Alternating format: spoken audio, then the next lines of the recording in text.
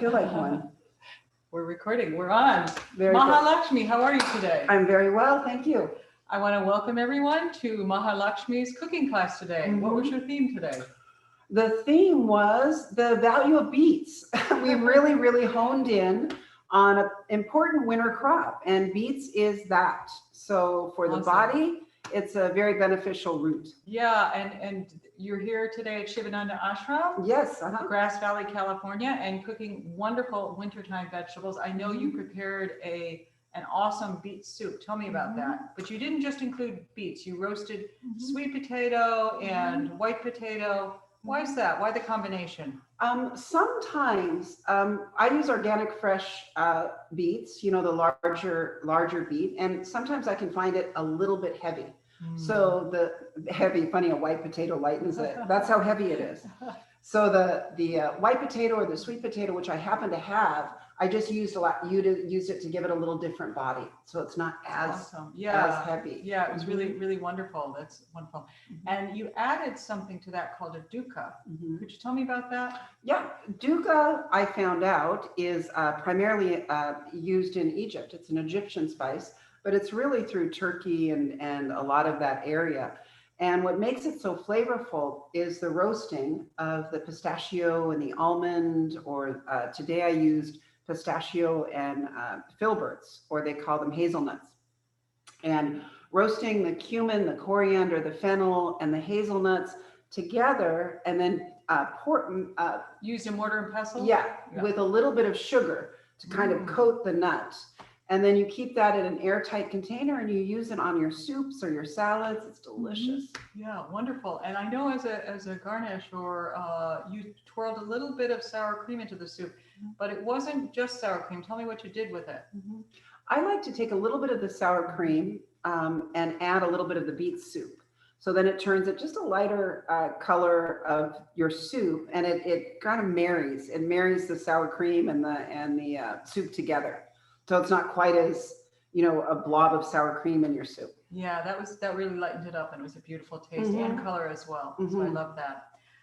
And why beets for wintertime, and why are they good for health?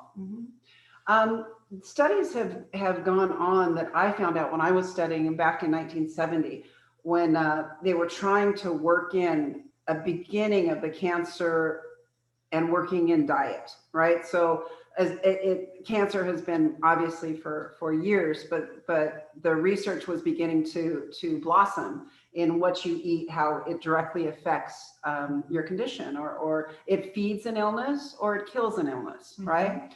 So the beet was primarily in so many research studies in promoting actual shrinkage of cancer. And I don't want to say that, but that's how important or how much impact that it happened in the different studies.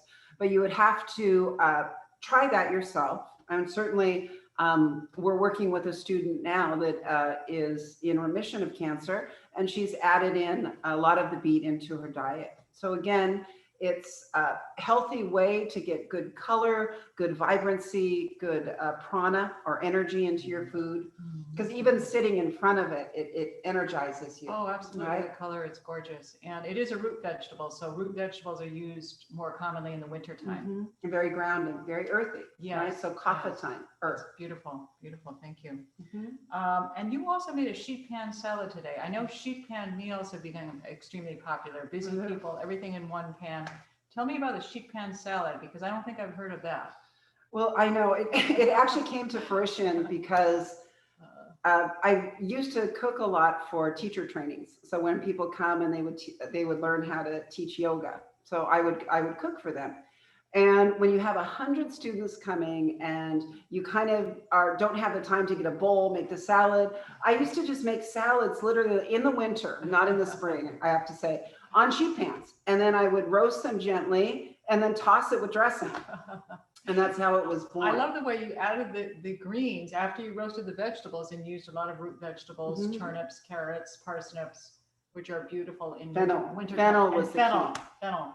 But then you added the greens, you mixed the greens right there. Right on the sheet pan. Tray. And you like the greens a little bit warmer in the wintertime from an Ayurvedic perspective? So as the body is busy, you know, just assimilating, you know, life, and when we're kind of in this place where we're just reading and our movements are a little slow and it's dictated by the weather and by the season, then you want the food to be easily digestible, right? So you don't want to spend the energy that you have for creative pursuits or raising children, whatever your energy is, in digestion.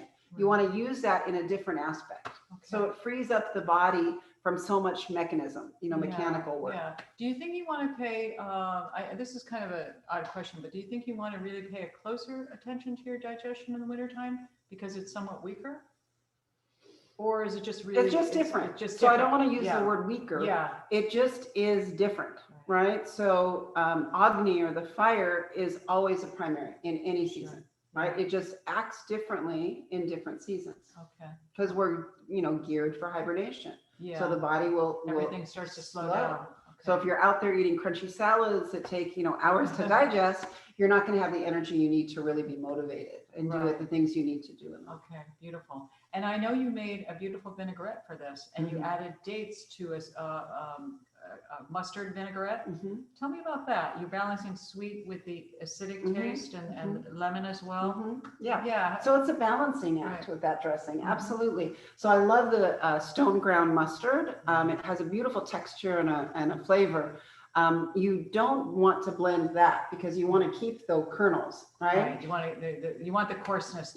You want that coarseness and that flavor on your tongue, and you build the base of it in the food processor, so in the Vitamix. Okay. So fresh lemon juice we added, and then a little bit of cilantro, and then to that I added olive oil. So to thicken it, and then you remove it and you put in your dates. You have to add in the dates. The dates are also part of the base. Part of the base. Okay. And then really blend that really well, and then gently remove it from the blender and stir in your stone ground mustard. Yeah, I love that. That's a wonderful idea. So you still have that beautiful texture of the mustard seeds and the stone ground mustard. Great solution. And then we gently, just brush it over the vegetables. Okay. Beautiful. And I think those were the 3 dishes today: the beet soup with that beautiful dukkah and the sheet pan salad and a beautiful dressing. Thank you so much. You're so welcome. Thank you. Thank you.